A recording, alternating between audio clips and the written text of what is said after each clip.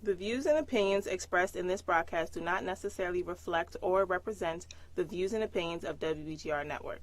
Any questions or concerns about what is said should be directed to the show host, whose information will be provided upon request.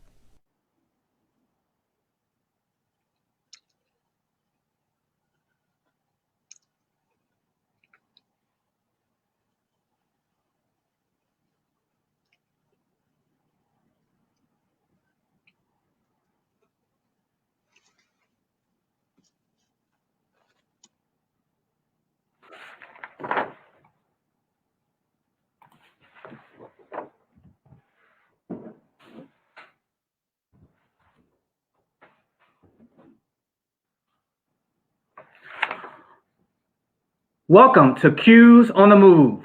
My name is Brother Dr. Lorenzo Perlman, and I am the Muni Chapter of Omega Psi Phi Fraternity Incorporated Chairman for Social Action, Fatherhood Initiative, and Mentoring Committee. Today's podcast will focus on the great work that Muni Chapter is doing in Montgomery County and across the 2nd District. My co-host this evening is Brother Sean Ratliff, Vice Bossless of Muni Chapter of Montgomery County, Maryland.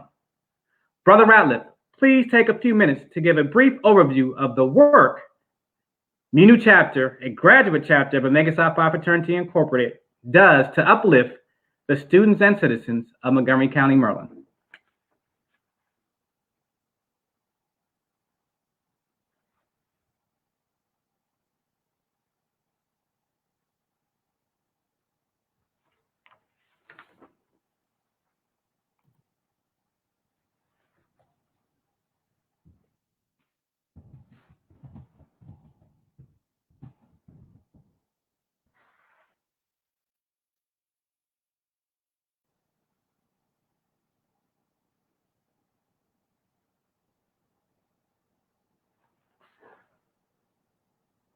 Brother Ratliff, as you're making your remarks, please make sure that you're off of mute.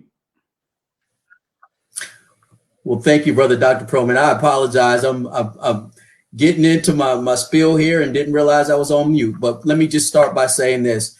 Thank you so much. I am so proud to be a part of Muni Chapter and participate on this podcast. But most importantly, let me just start by saying this.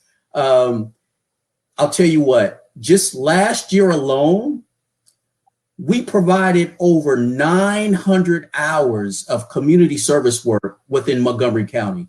But most importantly, those service hours turned into $15,000 that has been infused in social actions programs within Montgomery County.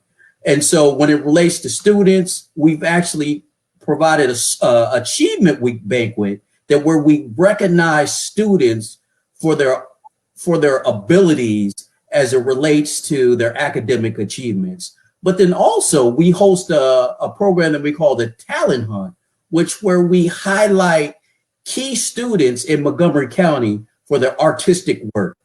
But enough about that. I'll go ahead and turn it over to you, but I'll tell you what, I am so excited to talk about these two programs that we're going to highlight tonight as it relates to mentoring. But on that note, Brother Dr. Perlman, I'll go ahead and turn it back over to you. All right, thank you, Brother Vice Bossless. It is safe to say that none of us ever anticipated the year that 2020 would become just a few months after it started. The COVID-19 pandemic turned our lives upside down, changing our work habits, and unfortunately, keeping many of us separated from those who we love. Due to COVID-19, service organizations have had to adjust with how they go about providing uplift to their communities. Today's first podcast segment will highlight the George B. Thomas Senior Learning Academy and the work the organization has been doing with providing students in Montgomery County with a 6-day of instruction to close the achievement gap in reading and math. Here with us this evening to talk about the academic program is the Executive Director of GBTLA, Ms. Khadija Barkley. Welcome. Good evening. Let's get right into the conversation. Thank you so much for having me this evening. Yeah, thank you for joining us. So let's get right into the conversation. Due to the COVID-19 pandemic, many after-school and Saturday school programs have been put on hold. However, the George B. Thomas Senior Learning Academy has continued to provide students in Montgomery County with additional support in reading, math, and other enrichment academic areas through offering online tutoring. Briefly provide an overview of the GBTLA Saturday School program and the demographics of the students the program serves in Montgomery County, Maryland. So thank you so much again for having me this evening. The George B. Thomas Senior Learning Academy really had to make some very tough decisions on a dime, just moving our program from being face-to-face at 12 different locations to being online. And we did that last year in April. We serve about 3,000 students every year. And our demographic are students primarily of color, African American and Latino students, who significantly and traditionally have underperformed based upon data in terms of how their white and Asian counterparts perform. So we do some very strategic outreach to students and families through the principals of our schools in Montgomery County. And we offer affordable tutoring on Saturday mornings. And we utilize the Canvas system because we are a strategic partner with Montgomery County Public Schools. So we're able to access their curriculum. We're able to provide additional support on what you mentioned as the 6th day of learning in reading and also in math for students that span ages from pre-K all the way to high school.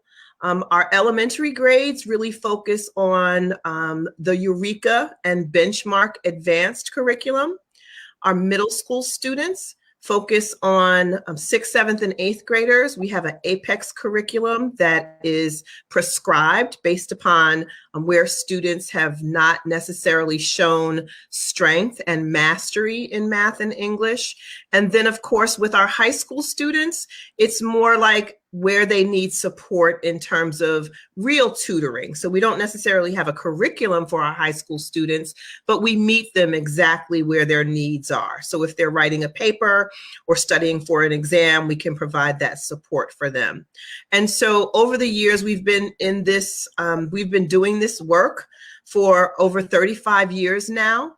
We're really excited about the work that we do, but we have ventured out. We did summer school last summer, which was new for us. I venture to say that MCPS will probably reach out to us and ask us to do another summer school program this summer. But like I mentioned, the tutoring is affordable, and we do also have enrichment programs in STEM. We have a coding program. We have a robotics program, and for our seniors or students that are preparing for college and career readiness, we also have SAT prep classes and the college application process. So we have a plethora of activities that we participate in on Saturday mornings. We have about 150 tutors that are with us on Saturday mornings in a virtual environment. Excellent, excellent.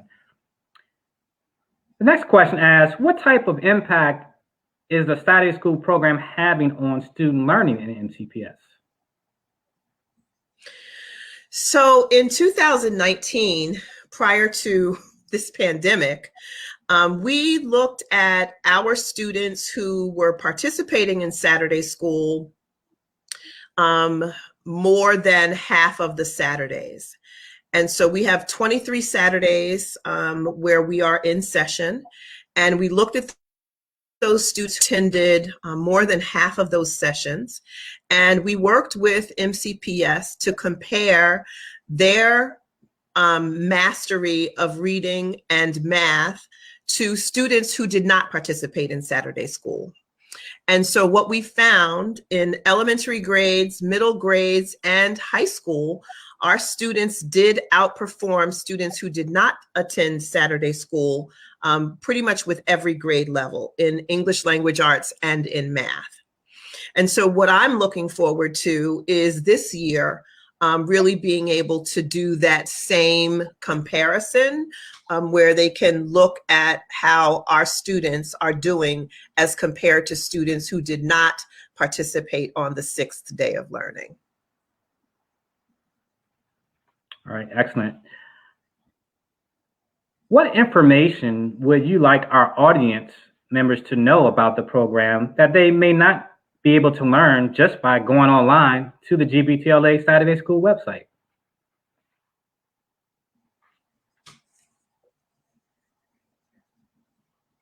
Can you repeat the last part of your question? Yes. What would you like our audience members to know about the GBTLA program? Just by not going onto the website, what would you like them to know in addition to the information on the website explains about the program?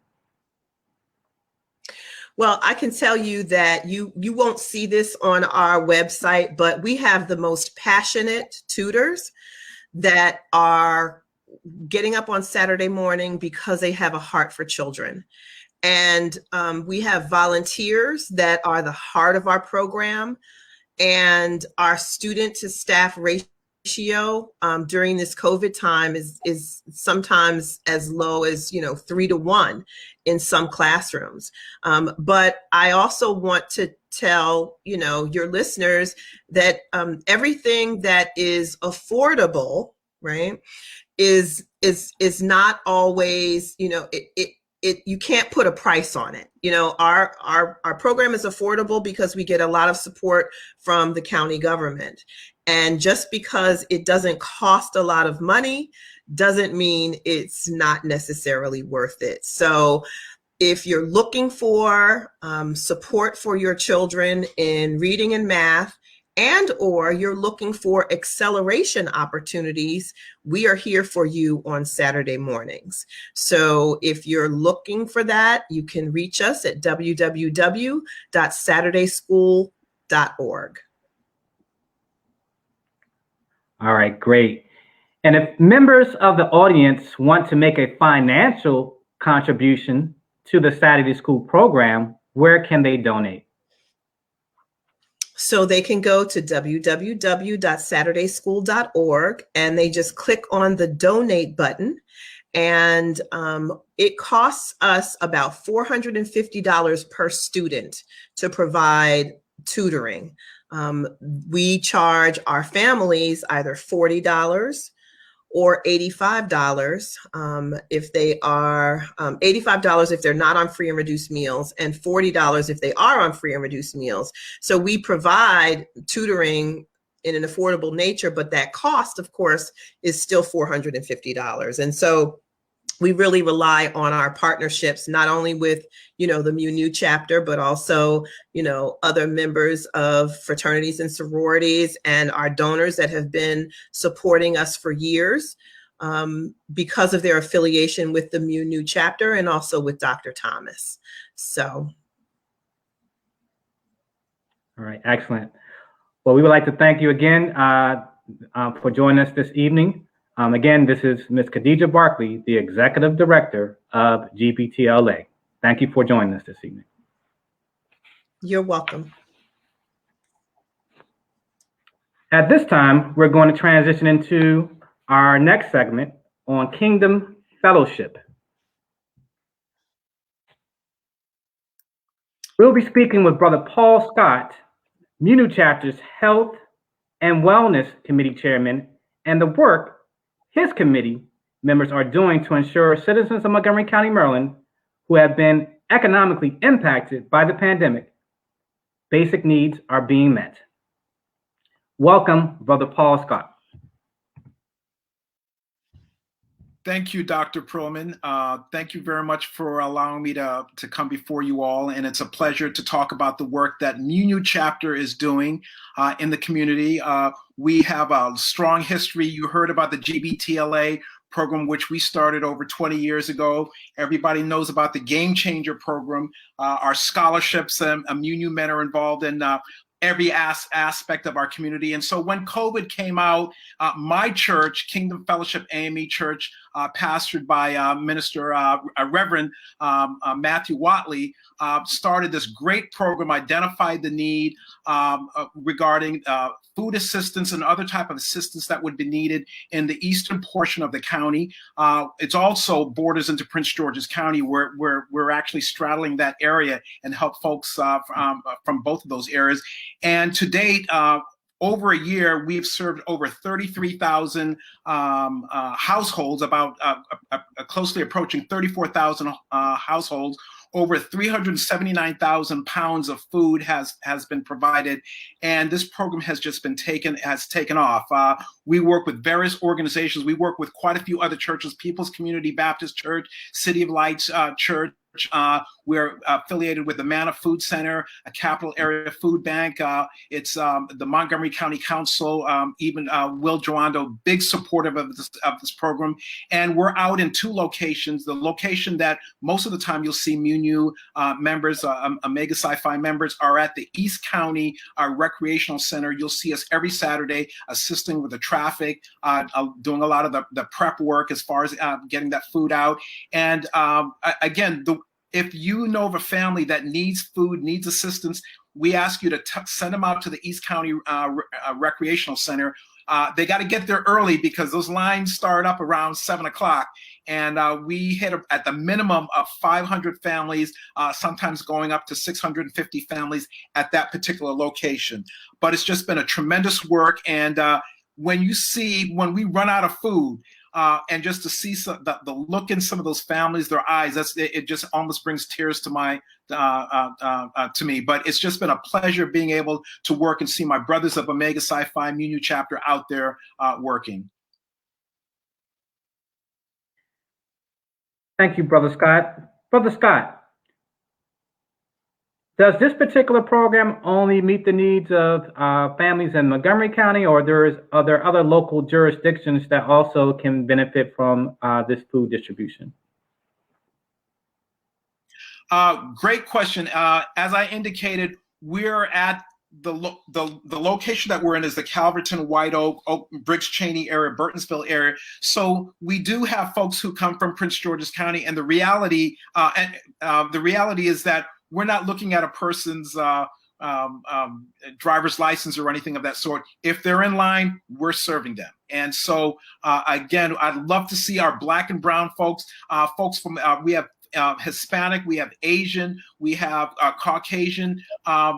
Humans are humans. And when people are in need, you're going to see number one, Kingdom Fellowship out there. You're definitely going to see members of MUNU chapter Omega Sci-Fi raise to the occasion, and we're here to serve and help out our community. Great.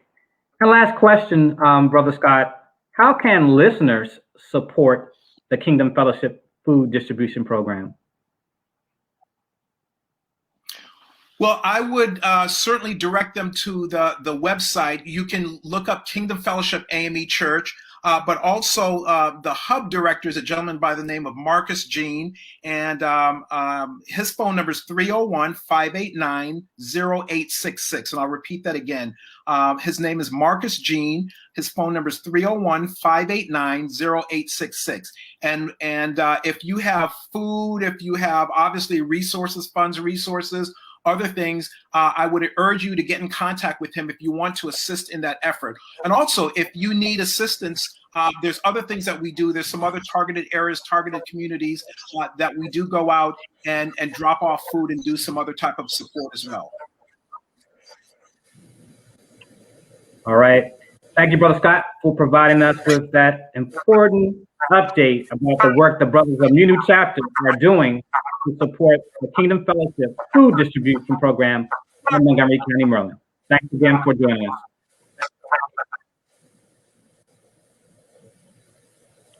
All right, so let us switch gears and talk about the Montgomery County Public School Historical Black Colleges and Universities College Fair. This segment of the Munu Chapter podcast will be moderated by Brother Sean Ratliff. Well, thank you, Brother Dr. Perlman. So excited to chat about this particular segment here. The Montgomery County HBCU College Fair took place on Saturday, February 13th. And one of the key workshops of the College Fair was an HBCU Divine Nine panel discussion. So let's just kind of jump right into it. Brother Dr. Perlman, so can you just tell us about the 13th annual HBCU College Fair? Sure.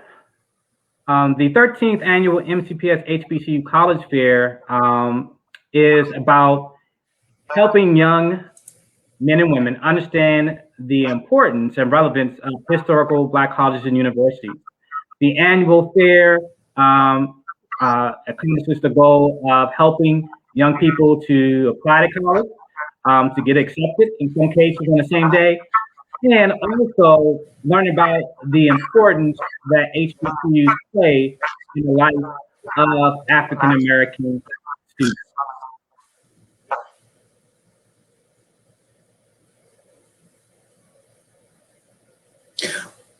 Well, thanks again, Brother Dr. Perlman. And so I heard so many positive comments about the HBCU Divine Nine panel discussion. Can you just tell our listeners about the purpose of the HBCU Divine Nine panel discussion?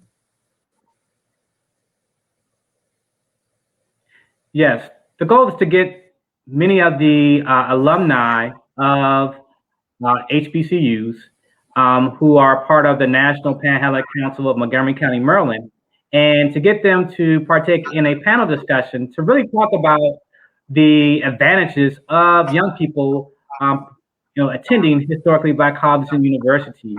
And they really share their personal experiences and stories that really engage the young people and really change the minds of some young people about the college that they had already looked into possibly accepting. So it's a wonderful event, and it was very well attended virtually this past year, and also it was on my MCPS public television. Well, thank you. And I have a personal story. My daughter actually attended. Now, I'll tell you, she's more of a homebody, and she's looking at some local colleges, but she did get accepted some other ones out of state, which is an HBCU, and she is strongly taking a hard look at that school. So stay tuned. But with that being said, we had many members of Munu chapter that actually participated on the panel discussion. So can you just kind of briefly tell us how Munu chapter was actually involved in the HBCU Divine Nine panel discussion? Yes. There were actually 3 members of Munu chapter a part of the panel discussion. Myself as the moderator for the HBCU panel discussion event. And then we also want to thank Brother Walter Neighbors, who was a panelist, and also Brother Stacy Heron, who was a panelist for the HBCU Divine Nine panel discussion as well. And I also want to just put in there, add to that, Ms. Tiffany Neighbors was also Walter Neighbors' wife is also a panelist, and she's a member of Delta Sigma Theta Sorority Incorporated. So again, thank you so much for your participation.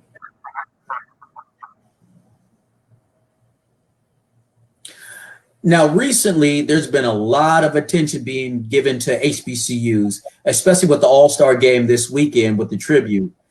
Now, how can our listeners assist Munu chapter with raising funds to support HBCUs? Yes, we can, for people who want to support HBCUs, they can go to our website and they can make a donation, MunuChapter, MunuQs.org, and make a donation to HBCUs. And they also can go to our website and go on the link for the Rudolph W. Snowden Memorial Scholarship Fund, which is also part of our objective to help raise funds for HBCUs.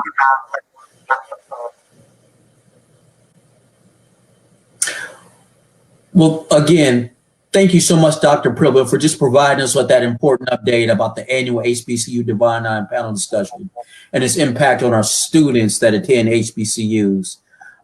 So on that note, we'll go ahead and switch gears here. Our next and final podcast segment this evening, we'll share information about the 2nd District Virtual Game Changers Conference for young males. This is a one-day virtual conference that's open to male students, grades 4th through 12th. And it actually took place from individuals from Maryland, New Jersey, Delaware, Pennsylvania, and New York. So this evening we have Brother Donald Williams of Omega Phi Fraternity Incorporated, and he's also our 2nd District Chairman of the Fatherhood Initiative Mentoring Program. So let's just jump right into the conversation. So Brother Williams, just tell us about the history and purpose behind the Game Changers Conference for young males. Well, let me first say I'm excited to join you. I'm honored to be in the presence of some exceptional Omega men. And I want to say that you have 3 social action chair. I remember taking over from Skip Bryan. And then, so social action is what Omega Sci-Fi is about. Our watchword is service, and I'm just so proud. Dr. Freeman and Sean and Paul Scott in this moment. The Game Changer Conference was established in March of 2012. Significant about that, it was 3 weeks after the tragic Trayvon Martin murder. And so the Game Changer purpose is to bring together stakeholders to raise awareness, Black and brown male students. This year, I guess we can say in October, we conducted, October the 24th, we conducted part 1 for Montgomery County, where we focus on the male students in our first virtual conference. And just 2 weeks ago, February the 27th, we focused on the families. Got to give a shout out to Brother Kevin M. Fofo, who is our district representative. And he asked me the question, since we are in the virtual environment, why not open up to families? I said, outstanding idea. And so this conference was designed with families in mind. We had workshops for everyone. And it was exciting. I can tell you that 250 registered, and we had 233 that attended the Game Changer Conference district-wide. And I'm excited to report that 175 were students that stayed with us from start to finish.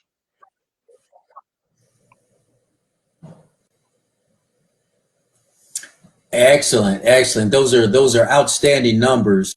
So with that, can you just tell us a little bit about some of the workshops that actually took place at the 10th Annual Game Changers Conference?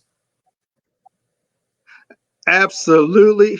And I must add, in addition to the 5 states of New Jersey, New York, Pennsylvania, Delaware, and Maryland, we had folks as far away as Georgia to click the link to join us on February 27. We had California, DC, Virginia, and even Mississippi in all age groups. I was excited. The workshops that we had, we started off with Brian Heat, another Mega Man, that brought us the emotion. He was our motivational speaker. And we all learned about closed mouths don't get fed. I'll never forget that one. I love my bros. And so he led off the conference, set the tone for us. And then our first workshop in the virtual environment was Dr. Gorman Brown out of Flowers. He's the principal of Flowers High School. And he talked about what scholars should do in this moment. Basically, no excuses. And then he was followed by Dr. Keith Boykins. MD doctor talked about safe practices in COVID-19. And so, as I said, we had workshops for everybody. We were joined by Carla Dickinson, our scholarship lady. USA provided great information about how to acquire those scholarships, and she was followed by Xavier Holiday. Now, this conference highlighted assault on illiteracy, readers are leaders. And so that's when we, after he spoke, we went to our first breakout session that focused on the reading part. And then the second breakout session focused on our cardinal principles to live by. And we had some great Omega men to lead those workshops in the breakout session. But the highlight, I must say, was our first ever poem competition. And so shout out to Dr. Lorenzo Preman. Thank you so much. Outstanding job as our master of ceremony and then executing the poem competition. Our young people made us proud with that poem competition. They had to not only memorize the poem, but they had to write a one-pager on the life application and what it meant to them. And I tell you, it was a proud moment for our young people to step up in this moment and speak out. Well, thank you so much, Brother Williams. I know we're getting short on time. I know we can just chat about this all day. It's again one of my favorite programs. But on that note, I think what we'll do is we'll just go ahead and turn it over to Brother Dr. Perlman just to kind of close us out, provide some closing remarks for us, and tell us about some upcoming activities that MUNU chapter has on deck. Brother Dr. Perlman. All right, thank you, Brother Ratliff, for that segue. All right, again, I want to thank all of our presenters tonight for coming on and sharing some of the key programs with our audience, our members tonight. Just a reminder, we have some upcoming events. We have our new chapter has their Shepherd's Table Food Service Project on March 29th. We have another Bridge Builder mentor program session on March 20th. So plenty of activities going on during the month of March. Our next podcast will be on April 13th, 2021. So make sure, audience members, make sure you please tune in to that podcast. I'd like to share with you this evening these final words. We encourage you again to take good care of yourselves. You can help those around you, again, by keeping your distance 6 feet apart. Wear your mask and wash your hands to protect yourself, your loved ones, and others during this unprecedented health crisis. Until next time, be the change you wish to see in the world. Be well and stay safe. Have a great evening.